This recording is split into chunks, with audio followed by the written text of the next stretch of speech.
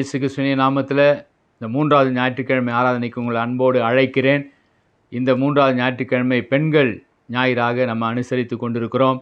இந்த நாளில் பெண்கள் ஐக்கியத்தில் இருக்கிற ஒவ்வொருவரையும் நான் வாழ்த்துகிறேன், ஆசீர்வதிக்கிறேன்.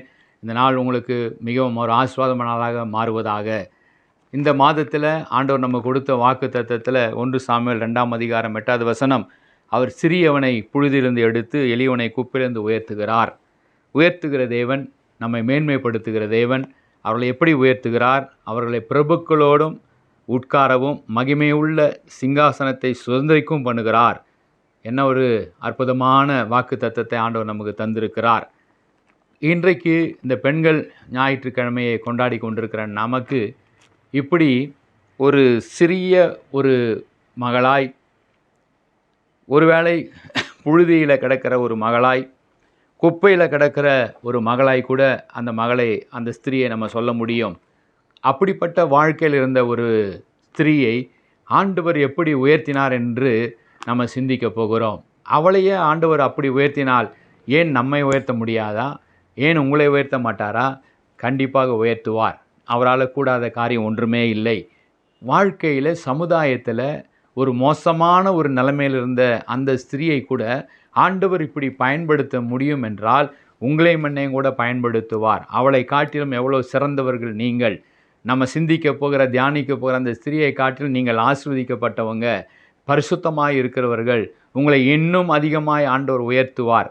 ஒருவேளை நீங்கள் சோர்ந்து போயிருக்கலாம், இன்னும் எனக்கு உயர்வு இல்லையே, இன்னும் நான் எதிர்பார்க்குற மரியாதை கனத்தை என் கணவன் எனக்கு கொடுக்கவில்லையே, என்னுடைய பிள்ளைகள் எனக்கு கொடுக்கவில்லையே, என்னுடைய குடும்பத்தில் எனக்கு அப்படிப்பட்ட மரியாதை இல்லையே என்று நீங்கள் ஒருவேளை நினைத்து கொண்டிருக்கலாம். கவலையப்படாதிருங்கள்.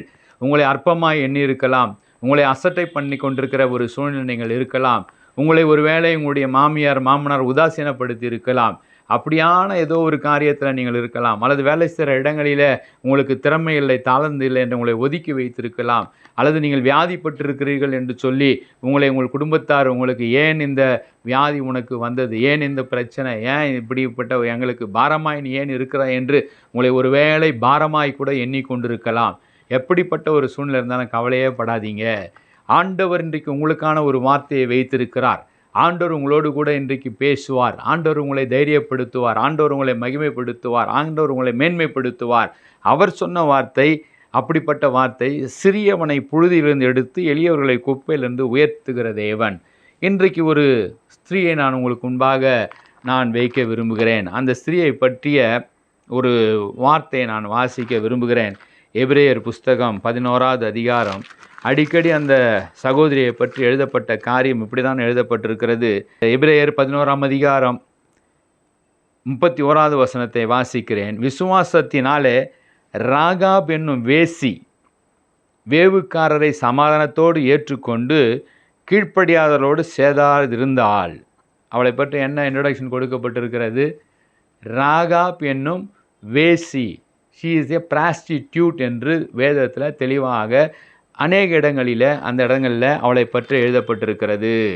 அந்த யோசுவாவின் புஸ்தகத்தை நம்ம திருப்பி வாசித்து பார்க்கும் பொழுதும் அந்த இடத்துல யோசுவா அந்த வேவு பார்க்கும்படியாக அவன் ஒரு சில வேவுக்காரர்களை அவன் அனுப்புகிறத நம்ம பார்க்குறோம். 2ஆம் அதிகாரத்தை நீங்கள் வாசித்து பார்த்தால் யோசுவா 2ஆம் அதிகாரத்தில் அந்த கானான் தேசத்துக்கு வேவு பார்க்கும்படி 2 மனுஷரை ரகசியமாக வேவு பார்க்கும்படி அவன் அனுப்புகிறான்.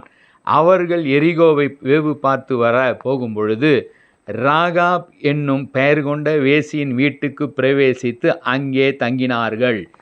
விரும்பமாய் யோசுவா புஸ்தகத்தில் 1 வசனத்தில் தெளிவாக எழுதப்பட்டிருக்கிறது. இதைத்தான் இந்த காலை வேளை நான் உங்களுக்கு சொல்லி கொண்டிருக்கிறேன். ஒருவேளை உங்களுடைய சூழ்நிலை, உங்களுடைய குலம், உங்களுடைய ஜாதி, உங்களுடைய காரியம் இப்படி ஒரு இழிவான ஒரு காரியத்தில் கூட நான் இருந்திருக்கிறேன் அல்லது இருக்கிறேன் என்று கூட நீங்கள் நினைக்கலாம். வேதத்தில் அவளை குறித்து தெளிவாக எழுதப்பட்டிருக்கிறது. அவள் ஒரு வேசியாக இருந்தாள். வேசியாக இருக்கிறனால வேசிகளை அவர்கள் ஆலயத்துக்குள்ளே சேர்க்க மாட்டாங்க. இப்படிப்பட்ட பெண்களை அவர்கள் ஒரு நல்ல சுப காரியங்களுக்கு, மங்களகரமான காரியங்களுக்கு அனுமதிக்க மாட்டாங்க. ஊருக்குள்ளே வர முடியாது. ஊருக்கு வெளியே இவர்களுக்கென்று ஒரு இடத்தை ஒதுக்கி வைத்திருக்கிறாங்க. எந்த இடத்தை ஒதுக்கி வச்சுருக்கிறாங்க? ஊரில் அந்த எந்த தேசத்துலேயோ அந்த தேசத்து பார்டரில் எல்லையில் இவங்களை வைத்திருப்பாங்க. ஏன் எல்லையில் வைத்திருக்கிறாங்க? எதிரிகள் படையெடுத்து வரும்பொழுது, எதிரி நாட்டு ராஜாக்கள் ஜனங்கள் வரும்பொழுது முதலாவது வெட்டி சாய்க்க போகிறது இந்த ஜனங்களை வெட்டி சாய்த்தால் இவங்க செத்தாலும் பரவாயில்ல, இவங்க மரித்தாலும் பரவாயில்ல, இவங்க இருக்க வேண்டிய அவசியமே இல்லை. அப்படிப்பட்ட சமுதாயத்தால் ஒதுக்கப்பட்ட நிலைமையில் இருந்த ஒரு சகோதரி, அந்த ராகாப் என்னும் சகோதரி. அவருடைய குலம் இழிவான குலத்தில் பிறந்திருக்கிறா. அவருடைய சூழ்நிலை, அவனுடைய ராஜா எங்கே வைத்திருக்கிறான்? ஊருக்கு வெளியே எல்லையில் வைத்திருக்கிறான். வந்தால் எந்த முதல் பிரச்சனைகள் வந்தாலும் முதல்ல சாக வேண்டிய பலியாக வைத்திருக்கப்பட்ட அப்படிப்பட்ட இழிவான ஒரு காரியத்துக்குள்ளே இருக்கிற ஒரு ஸ்திரீ என்று நம்ம பார்க்கிறோம். ஆனால் வேதம் சொல்லுகிறது, இந்த ஸ்திரீயை ஆண்டவர் எங்கே உயர்த்துறாரு? எபிரேயர் 11ஆம் அதிகாரம் விசுவாசிகளின் பட்டியலில் இவள் பேர் வருகிறது. மத்தேயு எழுதின சுவிசேஷம் முதல் அதிகாரத்தில் இயேசு கிறிஸ்துவினுடைய வம்ச வரலாறு என்று நம்ம படிக்கிறோமே, அந்த வம்ச வரலாறில் வெறும் 4 ஸ்திரீகளுடைய பெயர் தான் அங்கே இருக்கிறது. அந்த 4 ஸ்திரீகளில் ராகாபுடைய பெயரும் அங்கே பொதிக்கப்பட்டிருக்கிறத நம்ம பார்க்கிறோம். எவ்வளவு மகிமையான மேன்மையான ஸ்தானத்தை அந்த ராகாப்புக்கு கொடுத்தார்! எவ்வளோ ஒரு மகிமையான ஸ்தானத்தில் குப்பையில் கடந்த அவளை, புழுதியில் கடந்த அவளை ராஜாக்களோட ராஜாதி ராஜாவாக இயேசு கிறிஸ்துவனுடைய வம்சம் இவர் மூலமாய், ஏனென்றால் இந்த ஸ்திரீனிடத்துல தான் போவாஸ் பிறந்தான். போவாஸிலிருந்து அடுத்த சந்ததி, அப்படியாக தாவீது வரை, ஈசாய் தாவீது என்று சாலமோன் என்று இயேசு கிறிஸ்து வருகிற அந்த சந்ததி ராகாபிலிருந்து வருகிறத நம்ம அந்த மத்தேயு 1ஆம் அதிகாரத்தில் நம்ம வாசிக்கிறோம். எவ்வளவு அழகாக, எவ்வளவு அருமையாக ஒருவருடைய கீழான எளிமையாய் அற்பமாய் எண்ணப்பட்ட இடத்துல இருக்கிற ஒரு சகோதரியை ஆண்டவரால் உயர்த்த முடியும் என்பதை நம்ம பார்க்கும் பொழுது ஆச்சரியமாக இருக்குது. பயங்கரமான ஆச்சரியம். அதான் 1 கொரிந்தியர் 1ஆம் அதிகாரத்தில் பவுல் அப்போஸ்தலன் கொரிந்தியருக்கு எழுதுகிறான். 28வது வசனம், உள்ளவைகளை அவமாக்கும்படி உலகத்தில் இழிவானவைகளையும் அற்பமாய் எண்ணப்பட்டவைகளையும் இல்லாதவைகளையும் தேவன் தெரிந்து கொண்டார். கர்த்தருடைய நாமத்துக்கு மகிமை உண்டாவதாக. நம்முடைய தேவனுடைய பார்வைக்கு அவர் எந்த காரியத்தையும் அவர் அற்பமாய் அவர் எண்ணுகிறது இல்லை. நீங்கள் சூழ்நிலையினால் அவள் ஒரு வேலை வேசியாய் ஆயிருக்கலாம். சூழ்நிலையினால் அவள் தன்னுடைய குடும்பத்துக்காக அப்படிப்பட்ட ஒரு தொழிலில் அவள் போயிருக்கலாம். ஏதோ ஒரு கட்டாயத்தினால அப்படி தான் போயிருக்கிறா. தேவன் அப்படி எந்த காரியம், எந்த ஒரு தவறான ஒரு காரியத்திலேயோ சூழ்நிலை நம்ம இருந்தாலும் நம்மையும் நேசித்து நம்ம மேலேயும் கரிசனை வைத்து நம்மையும் உருவாக்கி மேன்மைப்படுத்த என் தேவனால் முடியும். இந்த நாளில் அந்த அற்புதத்தை ஆண்டவர் செய்வார். ஒருவேளை உங்கள் குடும்பத்தில் நீங்கள் அற்பமாக எண்ணப்பட்டிருக்கலாம். ஒருவேளை உங்கள் குடும்பத்தில் உங்களை தரக்குறைவாய் பேசி கொண்டிருக்கலாம். நீங்கள் வாழ்கிற இடத்துல உங்களுக்கு வேண்டிய மரியாதை இன்னும் கொடுக்காமல் இருக்கலாம். கவலையப்படாதிருங்கள். ராகாபுக்கு எப்படி இந்த ஆசீர்வாதத்தை அவர் பெற்றுக்கொண்டாள்?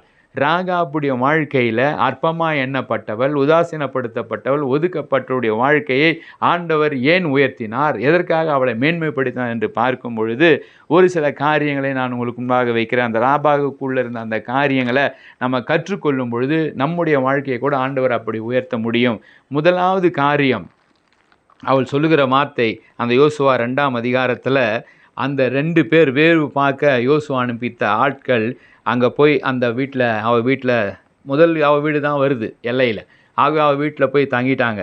தங்கின உடனே அந்த வீட்டுக்குள்ளே ஒரு மனுஷன் வந்திருக்கிறாங்களோ என்று அந்த எரிகோவின் ராஜா ஆள் அனுப்பி பார்க்கும் பொழுது அந்த ஸ்திரீ 2 மனுஷரையும் கொண்டு போய் ஒரு பத்திரமாய் ஒரு மேலே அவளை ஒழிக்க வைத்து விட்டு அவள் சொல்லுகிறா, வந்தாங்க ஆனாலும் போய்விட்டார்கள், அவங்க வந்தது யார், எங்கே போனாங்கன்னு எனக்கு தெரியாது என்று சொல்லிவிடுகிறாள். சொல்லிவிட்டு இவள் சொல்லுகிற முதல் காரியம், அந்த யோசுவா 2ஆம் அதிகாரம் 9ஆம் வசனத்தில் இந்த 2 மனுஷனிடத்தில் போய் அவள் பேசுகிற காரியத்தை பாருங்கள்.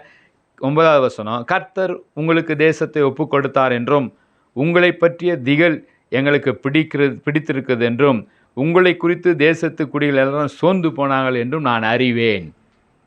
அறிந்து கொண்டாள். என்ன அறிந்து கொண்டிருக்கிறா? இவ சாதாரண ஒரு ஆள் தானே, இவ இப்படிப்பட்ட பெண் தானே என்று நம்ம நினைக்கலாம். தேசத்தில் என்ன நடக்குது, தேசத்தில் ராஜாங்கத்தில் என்ன காரியம் நடக்குது, இஸ்ரேல் ஜனங்கள் நம்மை பிடிக்கும்படி வந்திருக்கிறாங்க. இஸ்ரேல் ஜனங்கள் அங்கே எரிகோ கோட்டைக்கு வெளியே காத்துட்டு இருக்கிறாங்க. எந்த நேரத்திலும் அவர்கள் வந்து பிடித்து கொள்வாங்க. இங்கே இருக்கிற எரிகோவில் இருக்கிற ராஜாவும் ஜனங்களும் கலங்கி போயிருக்கிறாங்க, சோர்ந்து போயிருக்கிறாங்க, பயந்து. எல்லா காரியங்களையும் அவள் அறிந்தவளாக இருந்தால் முதலாவது காரியம் நாலேஜபிள் பர்சனாக இருக்கணும். நீங்கள் எந்த சூழ்நிலை இருந்தாலும் உலகத்தில் என்ன நடக்குது, தேசத்தில் என்ன நடக்குது, உங்கள் குடும்பத்தில் என்ன நடக்குது, சபையில் என்ன நடக்குது, என்னென்ன காரியங்கள் நான் ஒரு ஜாக்கிரதையாக இருக்க வேண்டும், என்னென்ன காரியங்கள் அந்த காரியங்கள் நான் அறிந்து கொள்ளணும், எல்லாவற்றையும் அவள் அறிந்தவளாக இருந்தாள். அவளே சொல்கிறா எல்லாத்தையும் நான் அறிந்திருக்கிறேன். ரெண்டாவது சொல்கிறா, ரெண்டாவது குவாலிட்டி, அவகிட்ட இருந்த குவாலிட்டியை பாருங்கள். 10வது வசனம், யோசுவா 2:10, நீங்கள் எகிப்திலிருந்து புறப்பட்ட போது கர்த்தர் உங்களுக்கு முன்பாக சிவந்த சமுத்திரத்தின் தண்ணீரை வற்றி போக பண்ணினதையும் நீங்கள் யோர்தானுக்கு அப்புறத்தில் சங்காரம் பண்ணின எமோரி 2 ராஜாக்களாக சீகோனுக்கும் ஓகுக்கும் செய்த காரியத்தையும் கேள்விப்பட்டோம். கேள்விப்பட்டாள். என்ன கேள்விப்பட்டாள்? நல்ல செய்தியை கேள்விப்பட்டாள். நற்செய்தியை கேட்கணும். எங்கேயோ ஒரு தேவன் வந்திருக்கிறாரு, புதிய தேவன். அந்த தேவன் அந்த அடிமைத்தனத்தை இந்த ஜனங்கள் அற்புதமாக நடத்துகிறாரு.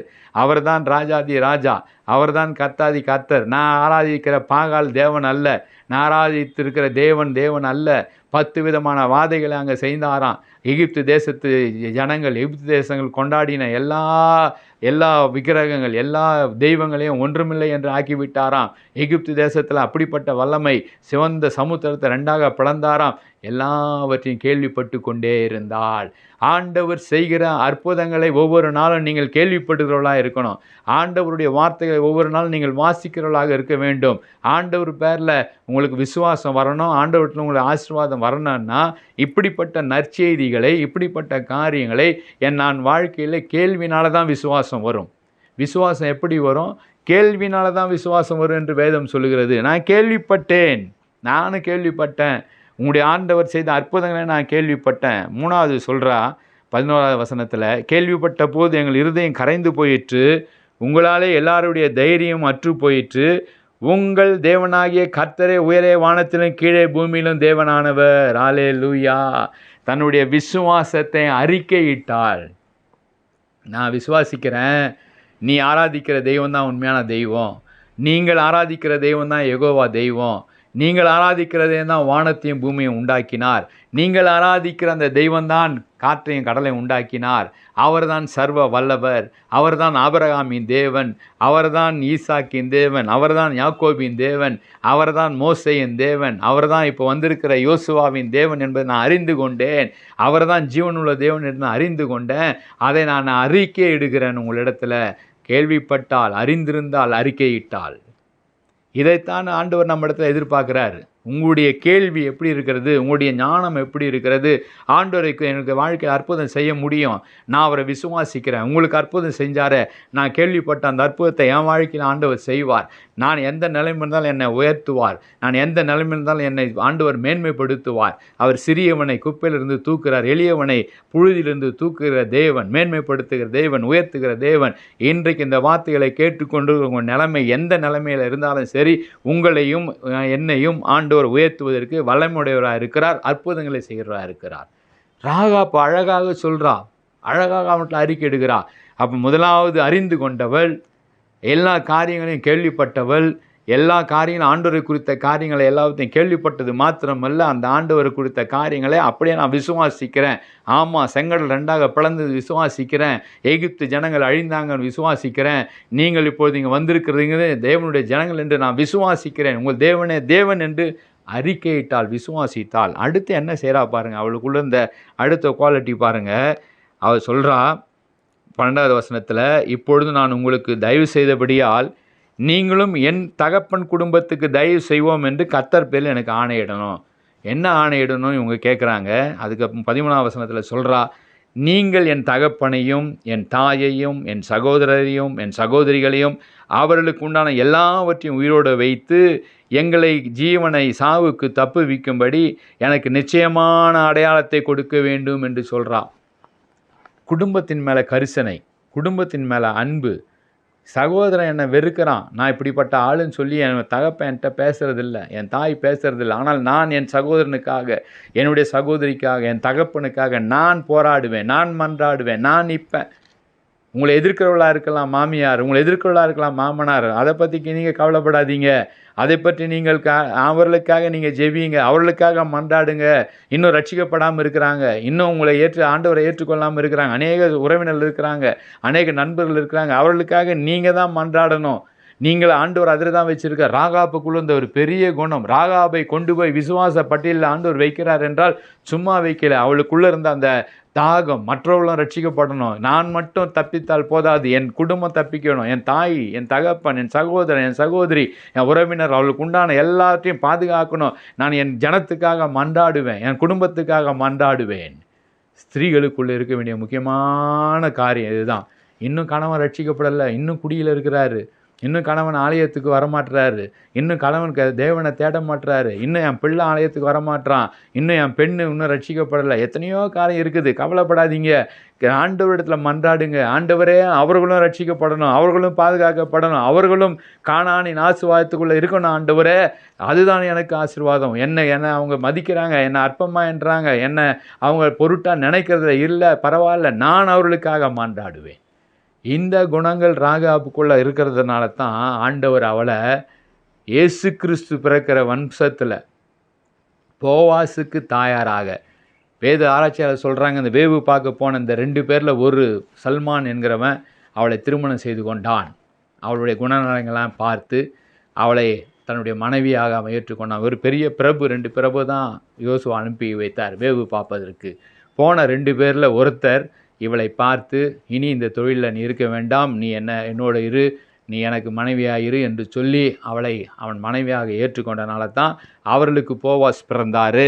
அவர்களுடைய வாழ்க்கை ஆஸ்வதிக்கப்பட்டது. அவருடைய வாழ்க்கையில் ஆண்டவர் மத்தேயு நம்ம வாசித்து பார்க்குறோம். போவாஸிலிருந்து ஓபேத்து, ஓபேத்திலிருந்து ஈசாய், ஈசாயிலிருந்து தாவீது, தாவீதிலிருந்து சாலமோன், சாலமோனிலிருந்து அப்படியே இயேசு கிறிஸ்து அந்த வம்சத்தில் பிறக்கிறத நம்ம பார்க்குறோம். எவ்வளவு பெரிய மேன்மை, எவ்வளோ பெரிய மகிமை. அவள் இருந்த நிலைமை என்ன? குப்பையில் கடந்தவ, புழுதியில் கடந்தவ, கர்த்தர் ஒரு மகளை விசுவாசிக்கிறத பார்த்து, என் மக விசுவாசிக்கிறா, என் மக என்னை அறிந்து கொண்டா, என் மக அவள் வேறு ஜாதி, வேறு இனம், அவள் குலம் சரியில்லை, அவள் கோத்திரம் சரியில்லை, அவள் காணானிய பெண், பரவாயில்ல, நான் அவளை உயர்த்த போகிறேன், நான் அவளை எப்படி மகிமைப்படுத்த போகிறேன்?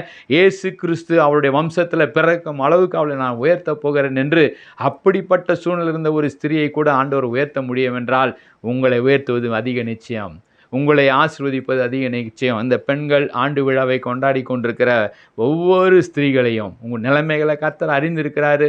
ஒரு வேளை நீங்கள் உங்கள் இடத்துல எங்கேயோ அசட்டை பண்ணப்பட்டிருக்கலாம், ஏதோ இடத்துல நீங்கள் உங்களை அவமானப்படுத்தப்பட்டிருக்கலாம், ஏதோ ஒரு சூழ்நிலைகளை நீங்கள் கஷ்டப்பட்டு கொண்டிருக்கலாம். இன்றைக்கு உங்களுக்கான வார்த்தை, ஆண்டவர் சொல்லி கொண்டிருக்க வார்த்தை, அந்த ராகாபை உயர்த்தின அதே தேவன் இன்றைக்கும் நான் இருக்கிறேன். அந்த ராகாபை உயர்த்தி விசுவாச பட்டியலில் அவள் பெயரை சேர்த்தேன். ராகாபை உயர்த்தி இயேசு கிறிஸ்து வம்சத்தில், வரலாற்றில் அவள் பெயரை நான் இணைத்தேனே, அதே போல் இன்றைக்கு உன்னுடைய பெயரை தடுக்க நினைக்கிறவர்கள், உன் பெயரை அற்பமாக எண்ணுகள் மத்தியில் பரலோகத்தில் உன் பெயரை நான் எழுதுவேன், இந்த பூலோகத்திலும் உலகத்திலும் உன் பெயரை நான் பெருமைப்படுத்துவேன், உயர்த்துவேன் என்று ஆண்டவர் சொல்லுகிறார். அப்படியே செய்வார், அவரால் செய்ய முடியும். நீங்கள் நானும் செய்ய வேண்டியது ராகாபை போல ஒவ்வொரு நாளும் அவருடைய சத்தியத்தை கேட்டுக்கொண்டே இருக்க வேண்டும். ஒவ்வொரு நாளும் அவருடைய வார்த்தைகளை வாசித்து கொண்டே இருக்க வேண்டும். அவர் நடத்துகிற இந்த வார்த்தைகளில் நடக்கிற அற்புதங்கள், அதிசயங்களையும் நம்ம விசுவாசிக்க வேண்டும். அது மாத்திரமல்ல, விசுவாசித்து நம்ம அறிக்கையிட்டு கொண்டே இருக்க வேண்டும். சந்தர்ப்பம் கிடைக்கிற இடத்துல சொல்லுங்கள், நேரம் கிடைக்கிற இடத்துல சொல்லுங்கள், ஆண்டவர் நாமத்தை மகிமைப்படுத்துங்க. இன்னும் குடும்பத்தில் யாரெல்லாம் ரட்சிக்கப்படலையோ, இன்னும் குடும்பத்தில் யாரெல்லாம் ஆண்டவர் ஏற்றுக்கொள்ளையோ அவர்களுக்காக மன்றாடுங்க ஆண்டவரிடத்தில். அவர்களும் ரட்சிக்கப்பட்டு ஆலயத்துக்கு வரணும் ஆண்டவரை, அவர்களும் பரலோகத்துக்கு வரணும், அவர்களும் என்னோடு கூட குடும்பமாய் நாங்கள் ஆராதிக்கணும் என்று சொல்லி இந்த நாளை நீங்கள் ஒப்பு கொடுத்து பாருங்கள். கர்த்தர் உங்களை ஆஸ்வதிப்பார். ஜெபிப்போம். அன்பின் பரலோக பிதாவே, ஆஸ்வதிக்கப்பட்ட அற்புதமான இந்த பெண்கள் ஞாயிறுக்காக நன்றி செலுத்துகிறோம். கர்த்தர் மேன்மைப்படுத்துவார். அவர் வாக்குத்தத்தம் செய்தார். கர்த்தர் நிச்சயமாகவே ராகாபை உயர்த்தின அதே தேவன் இங்கே இருக்கிற ஒவ்வொருவரையும் அவங்களுடைய வேலையில், உங்களுடைய குடும்பத்தில், உங்களுடைய சமுதாயத்தில் உயர்ந்த ஸ்தானத்துக்கு, உன்னதமான ஸ்தானத்துக்கு உயர்த்தி வைப்பார். ஜெபிப்போம். அன்பின் பரலோக பிதாவே, இந்த நல்ல நாளுக்காக நன்றி செலுத்துகிறோம். இந்த பெண்கள் ஞாயிறுக்காக, ஆராதனைக்காக உம்மை சோத்திரிக்கிறோம் ஆண்டவரை. சகோதரிகள் கூடி ஆண்டவர் நாமத்தை உயர்த்தி கொண்டிருக்கிறாங்க, உம்மை ஆராதித்து கொண்டிருக்கிறாங்க. ஒவ்வொரு நாளும் ஒவ்வொரு வாரமும் உபவாசித்து ஜெபித்து கொண்டிருக்கிறாங்க. அவருடைய தேவைகள் நீங்கள் அறிந்திருக்கிறீங்க, குடும்ப காரியங்கள் நீங்கள் அறிந்திருக்கிறீங்க, குடும்ப சூழ்நிலைகள் நீங்கள் அறிந்திருக்கிறீங்க. எவ்வளவு பாடுகள் ஆண்டவரே, எவ்வளவு பாரங்கள், குடும்ப பாரம், பிள்ளைகளை குறித்த பாரம், வேலைக்கு போகிற இடத்துல இருக்கிற வேலை பளு, வேலை சுமைகள் எல்லாவற்றையும் தாங்கி கொண்டிருக்கிற இந்த சகோதரிகளை நீங்கள் உயர்த்துங்க, ஆசீர்வதிங்க. உம்முடைய ராஜ்ய கட்டுமான பணிக்காக அவர்கள் செய்கிற உதவிகளுக்காக நன்றி. இந்த ஆலயத்தை கட்டும்படியாய் அவர்கள் எடுக்கிற முயற்சிகளுக்காக நன்றி செலுத்துகிறோம். அவர் கரங்களை வாய்க்க செய்யுங்க ஆண்டவரே. அவருடைய மூலமாய் இந்த ஆலயம் இன்னும் அழகாக கட்டப்பட நீங்கள் உதவி செய்ய போகிறீங்க. நன்றி செலுத்துகிறோம். இந்த பெண்கள் ஐக்கியத்துக்காக சோத்திரிக்கிறோம். இந்த பெண்கள் ஐக்கியத்தை இன்னும் நாங்கள் வாழ்த்துகிறோம், ஆசீர்வதிக்கிறோம் ஆண்டவரே. இன்னும் ஆண்டவரே, அநேக பெண்கள் தாய்மார்கள் இதில் கூடவும் ஜெபிக்கவும், அவர்களுடைய வாழ்க்கையில், அவர் குடும்பத்தில், தேசத்துக்காக போராடி மன்றாடி ஜெபித்து ஜெயத்தை பெற்றுக்கொள்ள வாழ்த்துகிறோம். துதிகன மகிமை ஒருவருக்கே ஏறெடுக்கிறேன். இயேசு கிறிஸ்துவின் நாமத்தில் ஜெபங்கள் ஜீவன நல்ல பிதாவே, ஆமேன். God bless you.